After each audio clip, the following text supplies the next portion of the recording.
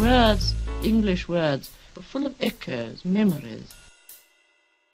They've been out and about on people's lips. Words belong to each other. Our business is to see what we can do with the old English language as it is. Okay guys, we're talking about Virginia Woolf. So you know Virginia Woolf, or you've at least heard of her before. You've heard that name because she's very well known, very popular. She was born in 1882. She died in 1941. She's arguably one of our most important writers of the modern period of the 20th century. So definitely pay attention to her and pay attention to what she's saying in the two essays that we're going to read. So she was born in London into a large family with strong Victorian values. Her father was a Victorian literary critic, Leslie Stevens. So she was born into a very literary family, a very well-appointed family. There was some family drama early on in her life. There was sexual abuse from an older half-brother. Her mother died. Other siblings died. She suffered her first mental breakdown. So from a young age, there was a lot of trauma in her life. In 1912, she married Leonard Woolf.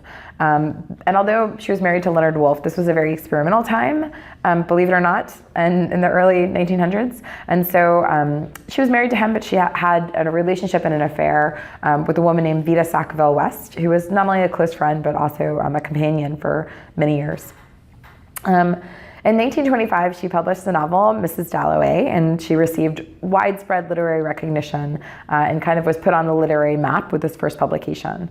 Another critically acclaimed novel that also utilized a stream of consciousness technique was published in 1927. That was To the Lighthouse, and it also received good critical attention.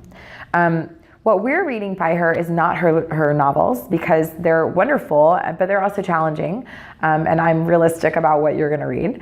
And so what we're reading by her instead is two essays that were published in her collection of speeches in 1929.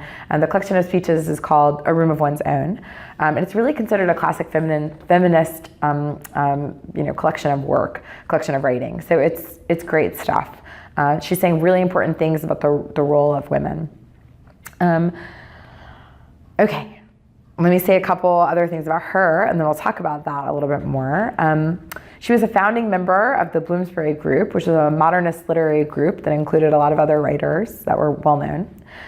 She suffered from bouts of depression, as might be expected considering her early trauma, and eventually committed suicide by drowning.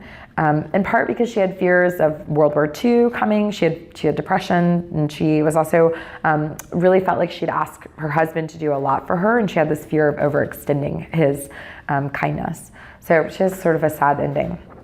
Now, let's talk a little bit about themes that we might see in her writing, because these are really great things. So things to look for, and also things that you should understand and know when you finish reading these essays. First, you're going to see that she talks about women as the silent and unacknowledged supporters of men. Then you're going to see her talk about the potential and creativity of the individual mind, and the need to really foster that creativity and make space for that creativity. You're going to hear her talk about how literature should always resonate regardless of gender. So whatever you're writing, it should resonate with men and women, and whoever reads it. And then two ideas you should really understand when you're finished with her writing is you should understand what she means by the angel in the house. You're familiar with this phrase already because we read a poem with that same title, and she's playing with that idea, but she's turning it on its head a little bit. So definitely make sure you're clear on what that means. And then definitely make sure you're clear on what she means by a room of one's own and how that really resonates, or what that really means for women. All right? So enjoy Virginia Woolf. I think you'll find her writing very easy and very clear, and you'll find her ideas kind of radical for her day. Enjoy.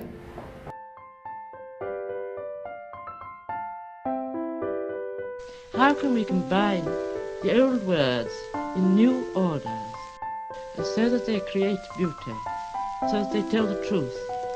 That is the question.